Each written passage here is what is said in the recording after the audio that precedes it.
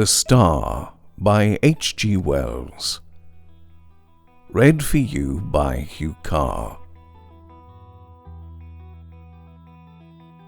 It was on the first day of the new year that the announcement was made, almost simultaneously from 3 observatories, that the motion of the planet Neptune, the outermost of all the planets that wheeled about the sun, had become erratic.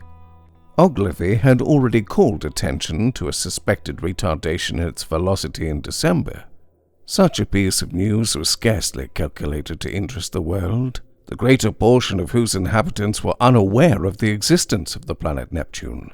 Nor outside the astronomical profession did the subsequent discovery of a faint, remote speck of light in the region of the perturbed planet cause any great excitement. Scientific people, however, found the intelligence remarkable enough, even before it became known that the body was rapidly growing larger and brighter, and its motion was quite different from the orderly progress of the planets, and that the deflection of Neptune and its satellite was becoming now of an unprecedented kind. Few people without training in science can realize the huge isolation of the solar system. The sun, with its specks of planets, its dust of planetoids, and its impalpable comets, swims in vacant immensity that almost defeats the imagination. Beyond the orbit of Neptune there is space, vacant so far as human observation has penetrated, without warmth or light or sound. Blank emptiness for 20 billion times a million miles. That is the smallest estimate of the distance to be traversed before the nearest of the stars is attained. And, saving a few comets more unsubstantial than the thinnest flame, no matter had ever, to human knowledge, crossed the gulf of space until early in the 20th century this wanderer appeared. A vast mass of matter it was, bulky, heavy, rushing without warning out of the black mystery of the sky into the radiance of the sun. By the second day it was clearly visible to any decent instrument as a speck with barely sensible diameter in the constellation Leo, near Regulus. In a little while an opera glass could attain it. On the 3rd day of the new year, the newspaper readers of 2 hemispheres were made aware for the first time of the real importance of this unusual apparition in the heavens. A planetary collision, one London paper headed the news, and proclaimed Duchenne's opinion that this strange new planet would probably collide with Neptune. The leader writers enlarged upon the topic, so that in most of the capitals of the world on January the 3rd there was an expectation, however vague, of some eminent phenomenon in the sky, and as the night followed the sunset round the globe, thousands of men turned their eyes skyward to see the old familiar stars just as they had always been. Until it was dawn in London, and Pollux setting, and the stars overhead grown pale. The winter's dawn it was, a sickly filtering accumulation of daylight, and the light of gas and candles shone yellow in the windows to show where people were astir. But the yawning policeman saw the thing. The busy crowds in the market stopped to gape. Workmen going to their work betimes, milkmen and drivers of news carts, dissipation going home jaded and pale, homeless wanderers, sentinels on their beats, and in the country labourers trudging afield, poachers slinking home. All over the dusky, quickening country it would be seen, and out at sea by seamen watching for the day, a great white star come suddenly into the western sky. Brighter it was than any star in our skies, brighter than the evening star at its brightest. It still glowed out white and large, no mere twinkling spot of light, but a small, round, clear, shining disk, an hour after the day had come. And where science had not reached, men stared and feared, telling one another of the wars and pestilences that are foreshadowed by these fiery signs in the heavens. Sturdy bows, dusky Hottentots, Gold Coast Negroes, Frenchmen, Spaniards, Portuguese stood in the glow of the sunrise, watching the setting of this strange new star. And in 100 observatories there had been suppressed excitement, rising almost to shouting pitch, as the two remote bodies had rushed together. There had been a hurrying to and fro to gather photographic apparatus and spectroscope, to gather this appliance and that, to record the novel, astonishing sight, the destruction of a world. For it was a world, a sister planet of our Earth, far greater than our Earth indeed, that had so suddenly flashed into flaming death. Neptune it was which had been struck fairly and squarely by the planet from outer space, and the heat of concussion had incontinently turned two solid globes into one vast mass of incandescence. Round the world that day, 2 hours before the dawn, went the pallid great white star, fading only as it sank westward, and the sun mounted above it. Everywhere man marveled at it, but of all those who saw it, none could have marveled more than those sailors, habitual watchers of the stars, who far away at sea had heard nothing of its advent, and saw it now rise like a pygmy moon, and climb zenithward, and hang overhead and sink westward with the passing of the night. And when next it rose over Europe, everywhere were crowds of watchers on hilly slopes, on house roofs, in open spaces, staring eastward, waiting for the rising of the new star. It rose with a white glow in front, like the glare of a white fire, and those who had seen it come into existence the night before cried out at the sight of it. "It is larger," they cried. "It is brighter." And indeed, the moon, a quarter full and sinking in the west, was, in its apparent size, beyond comparison, but scarcely in all its breadth had it as much brightness now as the little circle of the strange new star. "It is brighter," cried the people clustering in the streets. But in the dim observatories, the watchers held their breath and peered at one another. "It is nearer," they said. "Nearer." And voice after voice repeated, "It is nearer." And the clicking telegraph took that up, and it trembled along telephone wires, and in 1,000 cities grimy compositors fingered the type. It is nearer. Men writing in offices, struck with strange realization, flung down their pens. Men talking in 1,000 places suddenly came upon a grotesque possibility in those words. It is nearer. It hurried along awakening streets. It was shouted down the frost-stilled ways of quiet villages. Men who had read these things from the throbbing tape stood in yellow-lit doorways shouting the news to the passers-by. "It is nearer." Pretty women, flushed and glittering, heard the news told jestingly between dances, and feigned an intelligent interest they did not feel. "Nearer, indeed. How curious. How clever people must be to find out things like that." Lonely tramps faring through the wintry night murmured those words to comfort themselves, looking skyward. "It has need to be nearer, for the night's as cold as charity. Don't see much warmth from it if it is nearer all the same." "What is a new star to me?"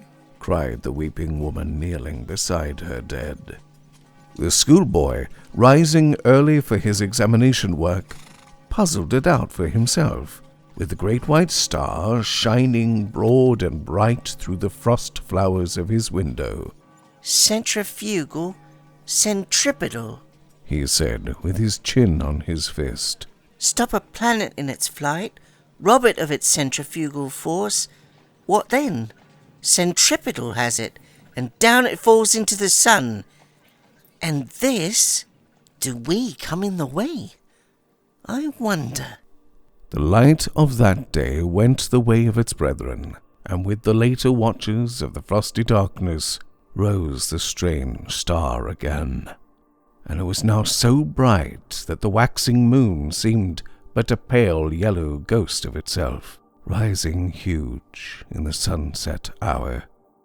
In a South African city a great man had married, and the streets were alight to welcome his return with his bride. Even the skies have illuminated, said the flatterer. Under Capricorn, 2 Negro lovers, daring the wild beasts and evil spirits for love of one another, crouched together in a canebrake where the fireflies hovered. That is our star, they whispered, and felt strangely comforted by the sweet brilliancy of its light. The master mathematician sat in his private room and pushed the papers from him. His calculations were already finished. In a small white phial there still remained a little of the drug that had kept him awake and active for 4 long nights. Each day, serene, explicit, patient as ever, he had given his lecture to his students, and then had come back at once to his momentous calculation. His face was grave, a little drawn, and hectic from his drugged activity. For some time he seemed lost in thought. Then he went to the window, and the blind went up with a click. Halfway up the sky, over the clustering roofs, chimneys, and steeples of the city, hung the star. He looked at it as one might look into the eye of a brave enemy. You may kill me, he said, after a silence, but I can hold you, and all the universe for that matter, in the grip of this little brain. I would not change even now. He looked at the little phial. There will be no need of sleep again, he said.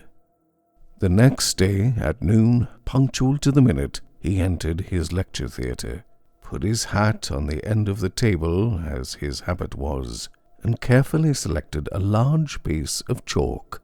It was a joke among his students that he could not lecture without that piece of chalk to fumble in his fingers, and once he had been stricken to impotence by their hiding his supply. He came and looked under his grey eyebrows at the rising tears of young, fresh faces, and spoke with his accustomed, studied commonness of phrasing. Circumstances have arisen. Circumstances beyond my control, he said, and paused, which will debar me from completing the course I had designed. It would seem, gentlemen, if I may put the thing clearly and briefly, that man has lived in vain. The students glanced at one another. Had they heard aright? Mad? Raised eyebrows and grinning lips there were, though 1 or 2 faces remained intent upon his calm grey-fringed face. It will be interesting, he was saying, to devote this morning to an exposition, so far as I can make it clear to you, of the calculations that have led me to this conclusion. Let us assume... He turned toward the blackboard, meditating a diagram in the way that was usual to him. What was that about lived in vain? Whispered one student to another. Listen, said the other, nodding toward the lecturer, and presently they began to understand. That night the star rose later, for its proper eastward motion had carried it some way across Leo towards Virgo, and its brightness was so great that the sky became a luminous blue as it rose, and every star and planet was hidden, save only Jupiter near the zenith, Capella, Aldebaran, Sirius, and the pointers of the Bear. It was white and beautiful. In many parts of the world that night a pallid halo encircled it about. It was perceptibly larger. In the clear refractive sky of the tropics, it seemed as if it were nearly a quarter of the size of the moon. The frost was still on the ground in England, but the world was as brightly lit as if it were midsummer moonlight. One could see to read quite ordinary print by that cold, clear light, and in the cities the lamps burnt yellow and wan. And everywhere the world was awake that night, and throughout Christendom a sombre murmur hung in the keen air over the countryside, like the buzzing of the bees in the heather, and this murmurous tumult grew to a clangor in the cities. It was the tolling of the bells in 1,000,000 belfry towers and steeples, summoning the people to sleep no more, to sin no more, but to gather in their churches and pray. And overhead, growing larger and brighter as the earth rolled on its way and the night passed, rose the dazzling star. And the streets and houses were alight in all the cities. The shipyards glared, and whatever roads led to high country were lit and crowded all night long. And in all the seas about the civilized lands, ships with throbbing engines, and ships with bellying sails, crowded with men and living creatures, were standing out to ocean and the north. For already the warning of the master mathematician had been telegraphed over the world, and translated into 100 tongues. The new planet and Neptune, locked in a fiery embrace, were whirling headlong, ever faster and faster, toward the sun.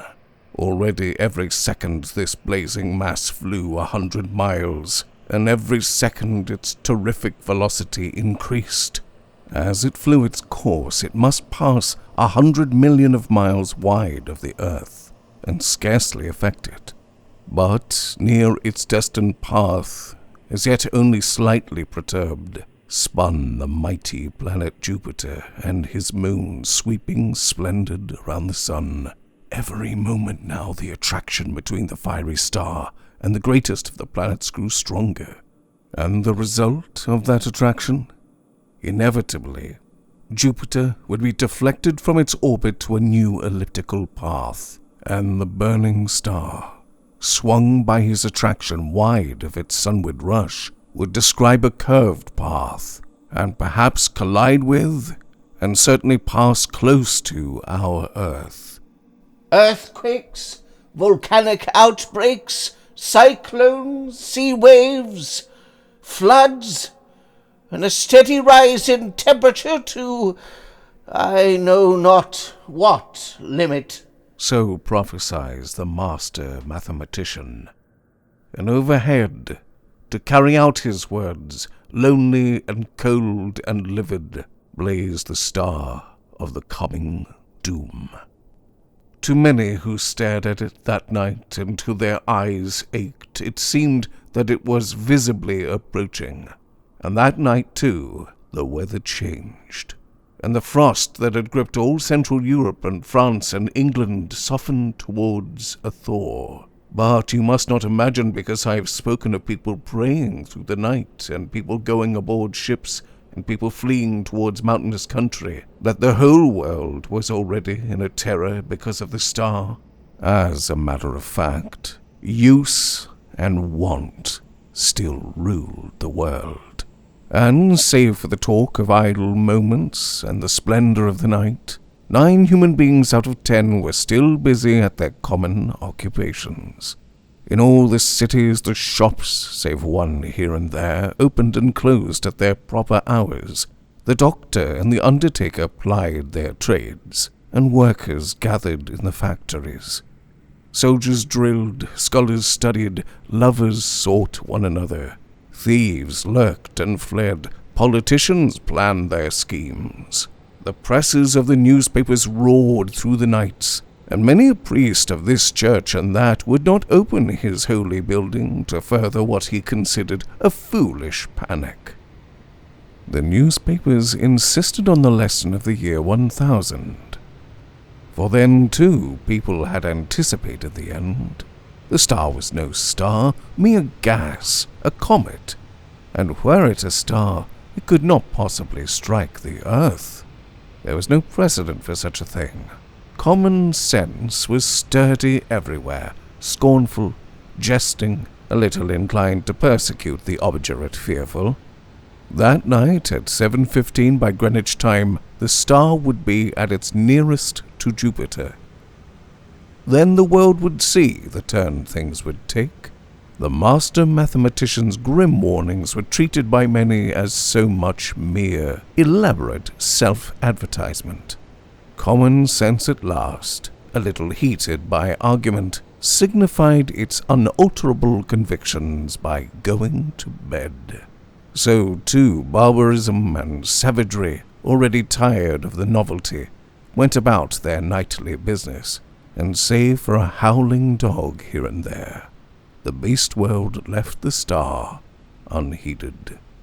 And yet, when at last the watchers in the European states saw their star rise, an hour later, it is true, but no larger than it had been the night before, there was still plenty awake to laugh at the master mathematician, to take the danger as if it had passed. But hereafter, the laughter ceased. The star grew.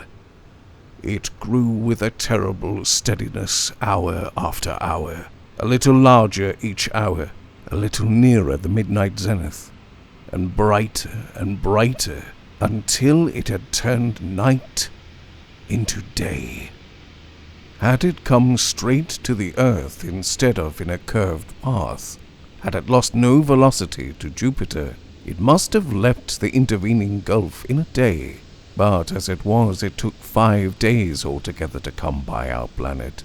The next night, it had become a third the size of the moon before it set to English eyes, and the thaw was assured. It rose over America nearly the size of the moon, but blinding white to look at, and hot, and a breath of hot wind blew now with its rising and gathering strength.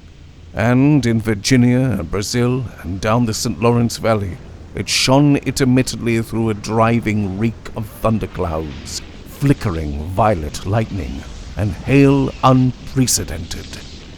In Manitoba were a thaw and devastating floods, and upon the mountains of the earth the snow and ice began to melt that night, and all the rivers coming out of high country flowed thick and turbid, and soon in their upper reaches with swirling trees and the bodies of beasts and men.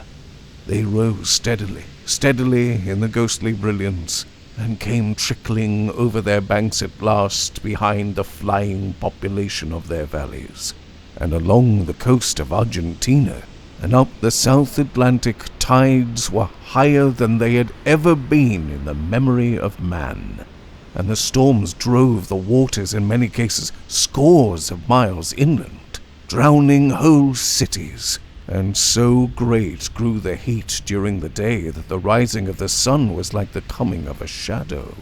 The earthquakes began and grew, until all down America from the Arctic Circle to Cape Horn, hillsides were sliding, fissures were opening, and houses and walls crumbling to destruction. China was lit glowing white, but over Japan and Java and all the islands of Eastern Asia, the great star was a ball of dull red fire because of the steam and smoke and ashes the volcanoes were spouting forth to salute its coming. Above were the lava, hot gases and ash, and below the seething floods, and the whole earth swayed and rumbled with the earthquake shocks. Soon the immemorial snows of Tibet and the Himalayas were melting and pouring down by 10 million deepening converging channels upon the plains of Burma and Hindustan. The tangled summits of the Indian jungles were aflame in 1,000 places, and below the hurrying waters around the stems were dark objects that struggled feebly and reflected the blood-red tongues of fire. And in an ungovernable confusion, a multitude of men and women fled down the broad riverways to that one last hope of men, the open sea. Larger grew the star, and larger, hotter, and brighter with a terrible swiftness now. The tropical ocean had lost its phosphorescence, and the whirling steam rose in ghostly wreaths from the black waves that plunged incessantly, speckled with storm-tossed ships. And then came a wonder. It seemed to those who in Europe watched for the rising of the star that the world must have ceased its rotation. In 1,000 open spaces of down and upland, the people who had fled thither from the floods and the falling houses and sliding slopes of hill watched for that rising in vain. Hour followed hour through a terrible suspense, and the star rose not. Once again men set their eyes upon the old constellations they had counted lost to them forever. In England it was hot and clear overhead, though the ground quivered perpetually. But in the tropics, Sirius and Capella and Aldebaran showed through a veil of steam, and when at last the great star rose nearly 10 hours late, the sun rose close upon it, and in the center of its white heart was a disk of black. Over Asia the star had begun to fall behind the movement of the sky, and then, suddenly, as it hung over India, its light had been veiled.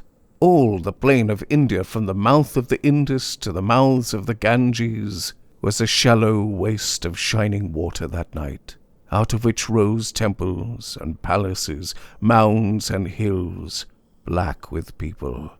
Every minaret was a clustering mass of people who fell one by one into the turbid waters as heat and terror overcame them. The whole land seemed a wailing, and suddenly there swept a shadow across the furnace of despair, and a breath of cold wind, and a gathering of clouds out of the cooling air. Men looked up, nearly blinded at the star, and saw that black disk creeping across the light. It was the moon, coming between the star and the earth, and even as men cried to God at this respite, out of the east with a strange, inexplicable swiftness sprang the sun, and then star, sun, and moon rushed together across the heavens. So it was that presently, to the European watchers, star and sun rose close upon each other, drove headlong for a space, and then slower, and then at last came to rest. Star and sun merged into one glare of flame at the zenith of the sky. The moon no longer eclipsed the star, but was lost to sight in the brilliance of the sky. And though those who were still alive regarded it for the most part with that dull stupidity that hunger, fatigue, heat, and despair engender, there were still men who could perceive the meaning of these signs. Star and earth had been at their nearest, had swung about one another, and the star had passed. Already it was receding, swifter and swifter, in the last stage of its headlong journey downward into the sun. And then the clouds gathered, blotting out the vision of the sky. The thunder and lightning wove a garment around the world. All over the earth was such a downpour of rain as men had never seen before, and where the volcanoes flared red against the cloud canopy, there descended torrents of mud.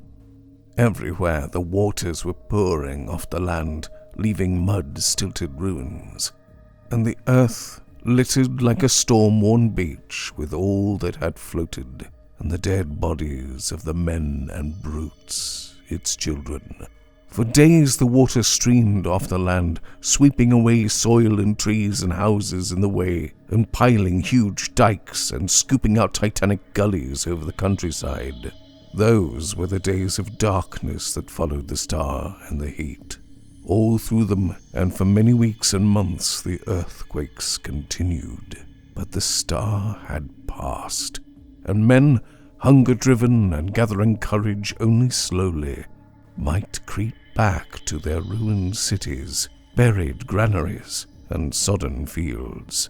Such few ships as had escaped the storms of that time came stunned and shattered, and sounding their way cautiously through the new marks and shoals of once familiar ports. And as the storm subsided, men perceived that everywhere the days were hotter than of yore, and the sun larger, and the moon, shrunk to a third of its size, took now 80 days between its new and new.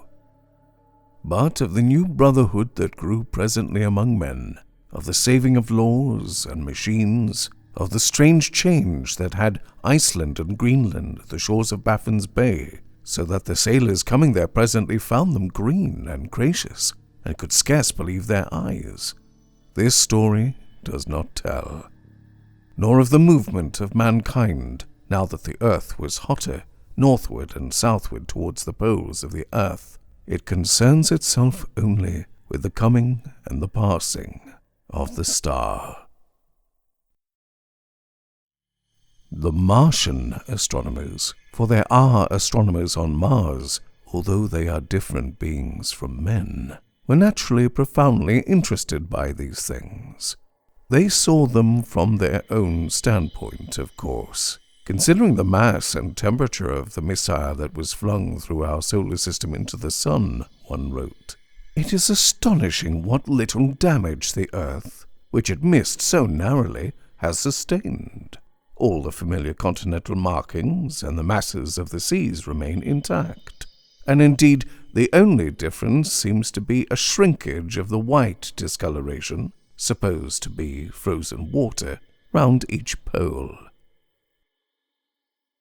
Which only goes to show how small the vastness of human catastrophes may seem at a distance of a few million miles."